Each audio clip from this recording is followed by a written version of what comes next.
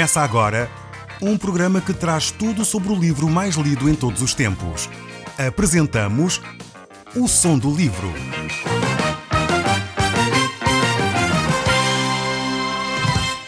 Seja muito bem-vindo. Neste podcast vai encontrar o livro mais conhecido e lido em todo o mundo. Vamos levá-lo numa viagem pela história da humanidade. Este é um audiolivro para si, para a sua família e sociedade em geral. Contextualização e comentários de Paulo Chaveiro. Nós vimos no último programa como o apóstolo Paulo pegou numa imagem bem familiar a cada um de nós, que tem a ver com a vida da família, a vida conjugal, para expressar aqui valores e princípios do relacionamento com Deus, do seu relacionamento com Deus, do meu relacionamento com Deus. Nós vimos realmente como este exemplo que ele usou tem dois aspectos. Tem o aspecto relacional entre nós e Deus, mas ao mesmo tempo tem verdades importantes que nós focamos um pouco sobre o relacionamento entre homem e mulher, entre aquilo que Deus deseja que aconteça no casamento. Mas nós vamos ver este capítulo 7, continuar a olhar para ele, e vamos começar a ver a partir do verso 6. Diz assim, isto para fazer a ligação com aquilo que vimos no último programa, diz assim então o texto: Agora, libertados da lei, estamos mortos para aquilo a que estávamos sujeitos, de modo que servimos em novidade de espírito e não na caducidade da letra. Mais uma vez aqui a ideia de que o cristão deve viver uma vida livre. Jesus Cristo veio para nos libertar, para nos conduzir a uma novidade de vida, não para ficarmos escravizados outra vez, não para vivermos angustiados, atormentados, não para vivermos uma vida cinzenta e sem graça. Não foi esse o objetivo da libertação que Deus operou na nossa vida no dia em que nos entregamos nas suas mãos. Deus quer realmente transformar o nosso ser, mas é necessário que você possa permitir essa ação de Deus na sua vida. Eu tenho sido muitas vezes confrontado com cristãos que entregaram a sua vida a Deus, mas depois não permitiram que Deus continuasse a trabalhar no seu ser. E por isso mesmo mantiveram determinadas amarguras, determinados ressentimentos, atitudes que não perdoaram outros que os ofenderam, e isso conduziu-os a um afastamento daquilo que era a vontade de Deus. Por vezes cruzo com cristãos que estão tão amargurados com a vida que nota-se na cara deles, nota-se na postura que eles têm, sempre resingões, sempre resmungões, sempre descontentes com a vida, mas não foi para isso que Deus nos libertou. Deus veio para nos dar novidade de vida. Se você tem vivido dessa forma, eu sugeria que você deixasse Deus agir na sua vida, mas também desse alguns passos em concretos. Talvez pudesse pedir a um líder da sua comunidade religiosa, talvez a um colega, a um amigo cristão mais maduro, talvez até, quem sabe, em alguns casos, pedir apoio de aconselhamento a alguém que o pudesse analisar, ajudar a analisar as suas dificuldades. Por que razão você é tão amargurado? Eu sei que isto é um passo difícil. Se calhar alguns de vocês que me estão a ouvir poderão pensar, mas eu não necessito disso. Eu sou assim, mas eu sempre fui assim, não tenho interesse em mudar. Deus quer mudar o seu caráter, mas para Deus fazer isso, Ele usa pessoas.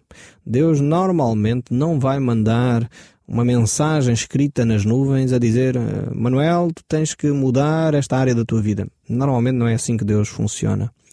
Normalmente Deus coloca pessoas à sua volta com as quais você tem que ser confrontada. E a dificuldade que você tem na sua vida vai ser confrontada com essa pessoa. Se você for uma pessoa teimosa, uma pessoa que não deixa Deus agir na sua vida, você se calhar vai pensar que são os outros todos que estão contra si, eles são todos uns malandros e você é que é a pessoa que está certa, e por isso mesmo não vai querer mudar de atitude.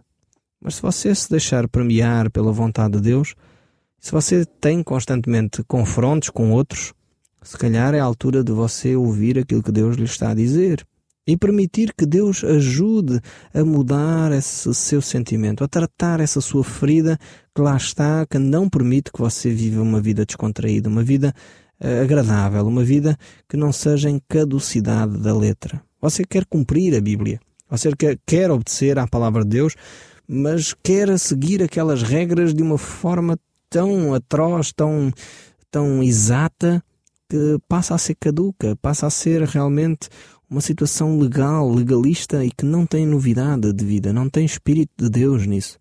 Então deixe Deus trabalhar no seu coração. Ouça, como é óbvio, a palavra de Deus. É ela que nos transforma, é ela que tem poder para mudar a nossa maneira de ser. Mas deixe Deus mudar. Não seja resingão, não seja teimoso, se me permite usar esta expressão. Então ouça aquilo que Deus está a falar ao seu coração neste momento e viva em novidade de vida. O capítulo 7 continua, estamos no verso 7 e diz: que diremos, pois? É a lei pecado? De modo nenhum. Mas eu não teria conhecido o pecado senão por intermédio da lei. Pois não teria o conhecimento da cobiça se a lei não me dissesse: não cobiçarás. Mas o pecado, tomado ocasião pelo mandamento, despertou em mim toda a sorte de concupiscência.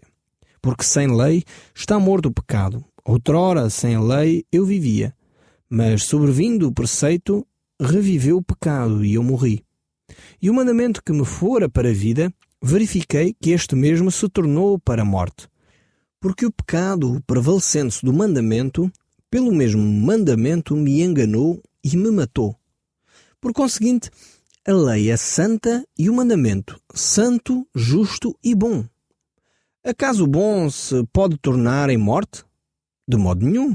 Pelo contrário, o pecado, para revelar-se como pecado, por meio de uma coisa boa, causou uma morte, a fim de que pelo mandamento se tornasse sobremaneira maligno. Aqui temos esta reflexão do apóstolo bastante interessante. Vemos primeiro que a lei desperta na alma uma realidade acerca do pecado. O coração do homem vive num estado como que de sonolência, meio adormecido relativamente às questões do pecado.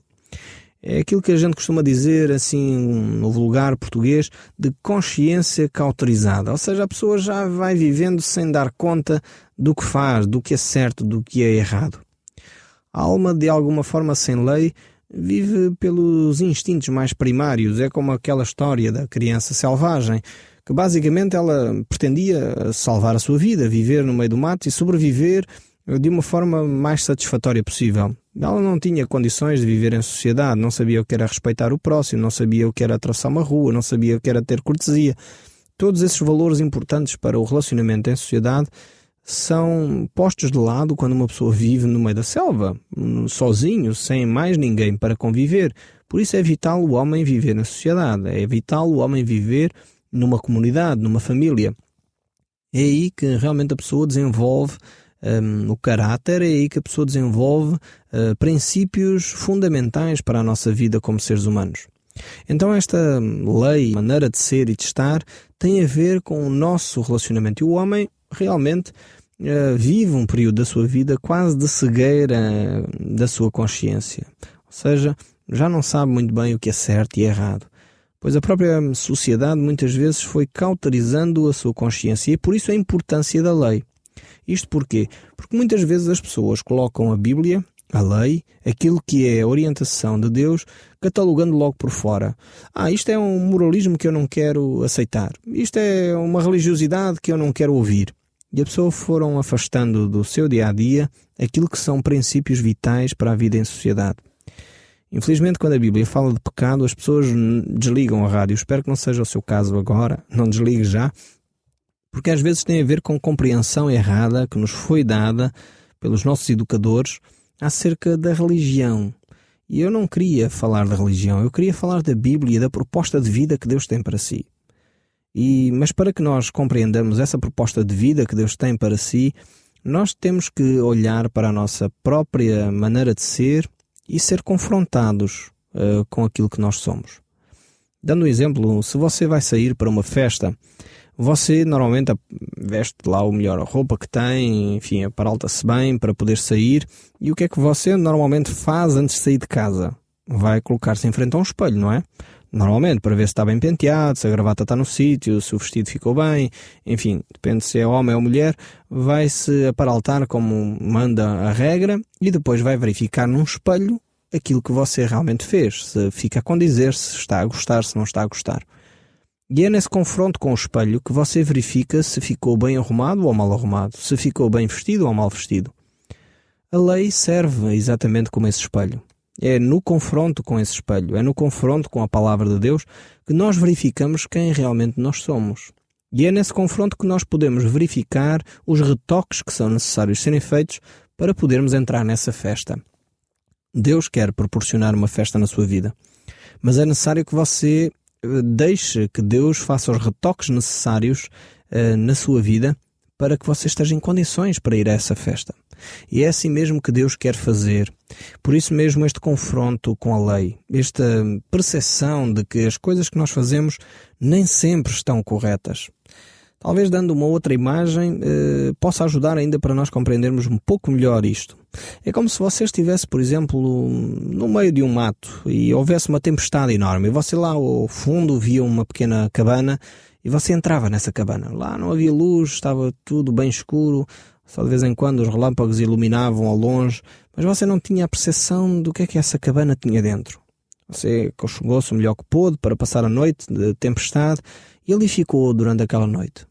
De manhã, quando o sol nasce, entra naquele lugar onde você está e você, quando começa a ter percepção da realidade, apercebe-se que está num ninho de serpentes. Você passou ali a noite inconsciente do perigo que estava a passar. Mas quando a luz chegou, você tomou consciência do que estava a acontecer. Estava no meio de um ninho de serpentes, algo perigoso para ficar. Você, se tivesse consciência onde estava, tivesse tido a percepção da realidade, você certamente não teria passado a noite ali, estaria mais seguro fora daquela cabana. Mas a vida espiritual é assim, a lei traz para nós como que luz sobre o ambiente onde nós estamos e coloca a descoberto os perigos que nós vivemos. E o facto de a luz trazer a descoberto os perigos não quer dizer que a luz é errada. E é isso que o apóstolo está a tentar dizer aqui por outras palavras. Ou seja, a lei não é errada. A lei é como um foco de luz que incide no ambiente onde você vive e que põe a claro esse ambiente, põe a claro esse ninho de cobras, põe a claro como um espelho que você está desarrumado. O problema não é o espelho. Você, quando está com a gravata torta, não parte o espelho. Ou quando você tem um vestido que não condiz a camisola com as calças, não parte o espelho por causa de ter a camisola não condizer com as calças. O que é que você tem que fazer? Retirar a camisola ou retirar as calças e pôr uma roupa a condizer. E volta a ver-se no espelho. Só que com a palavra de Deus nós temos feito esta ação.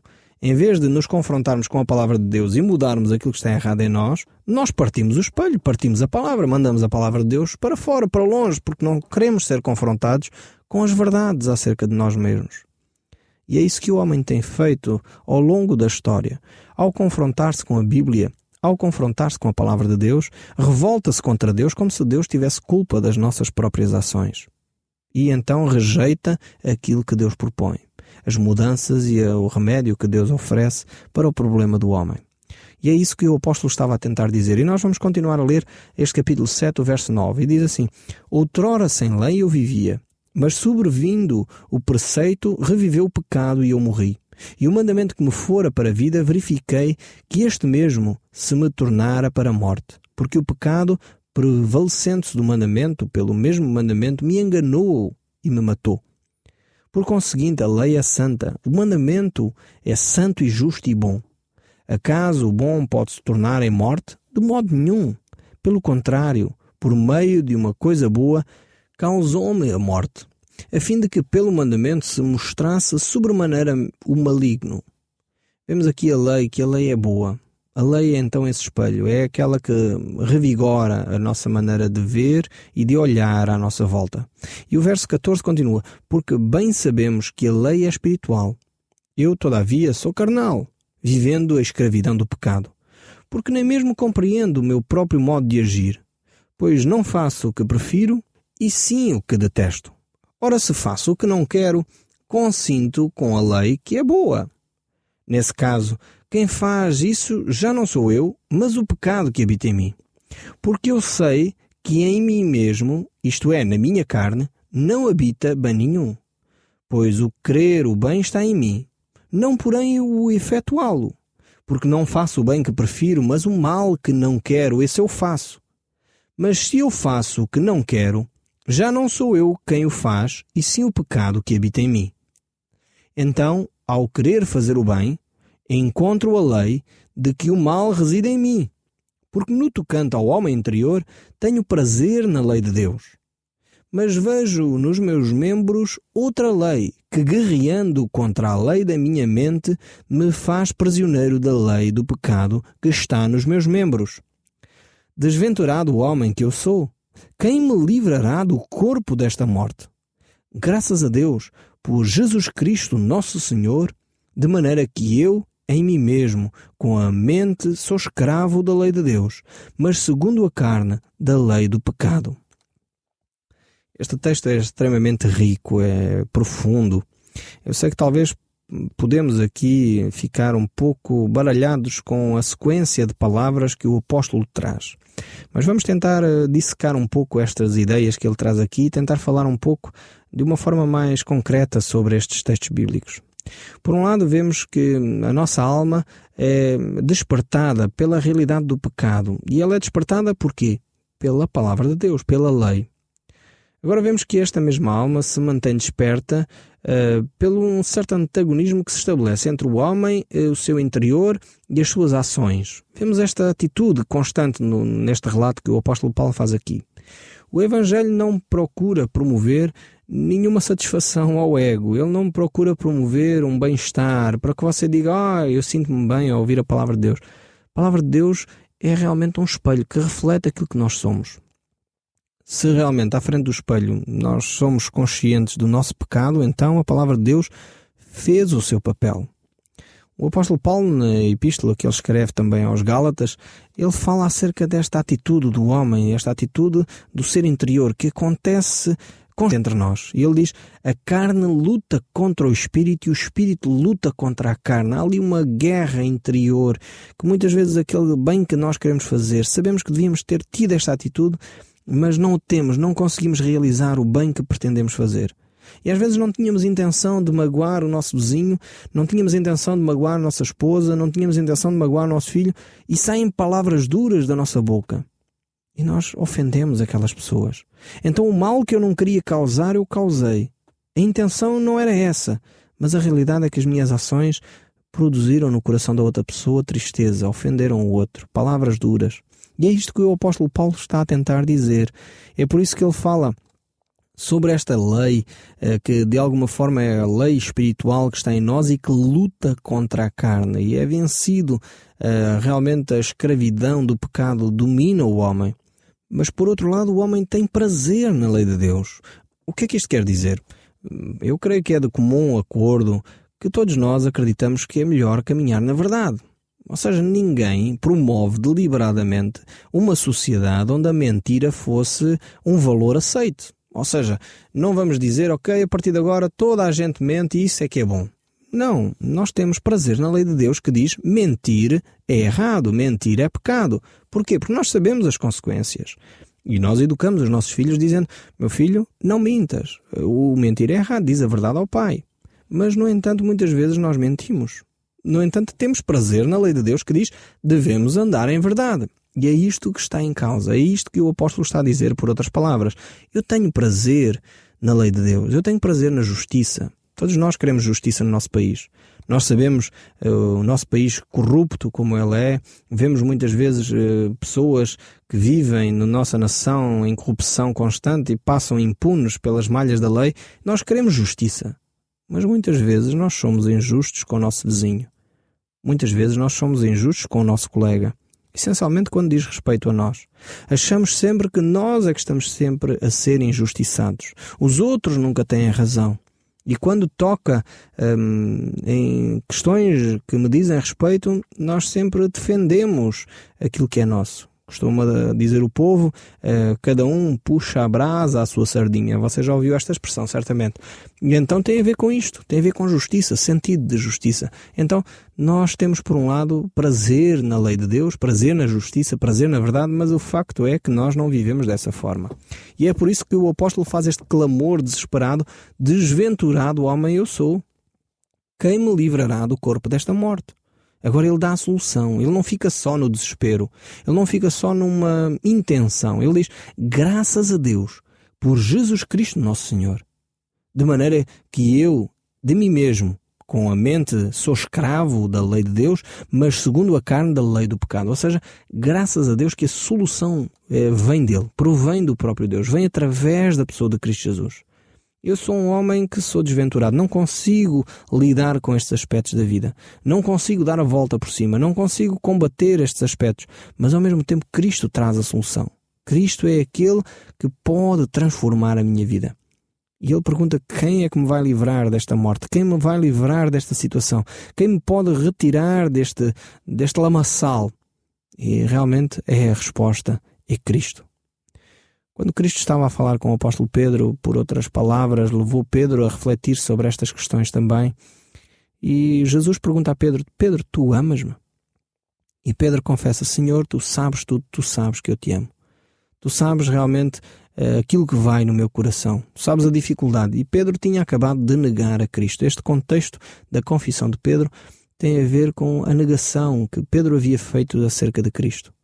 E é por isso mesmo que Cristo vem para restaurar, para nos colocar numa posição firme de perceber que realmente em nós mesmos não conseguimos dar a volta. Não conseguimos viver o bem que pretendemos, conseguimos muitas vezes fazer o mal que não queremos, mas por isso mesmo, graças a Deus, por Cristo Jesus nosso Senhor.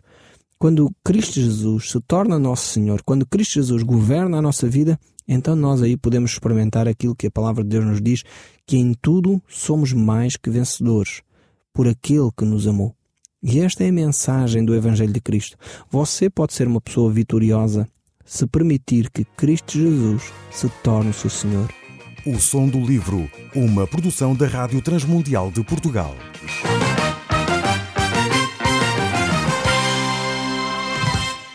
RTM. Conhece todos os nossos programas em rtmportugal.org. Uma produção da Rádio Transmundial de Portugal.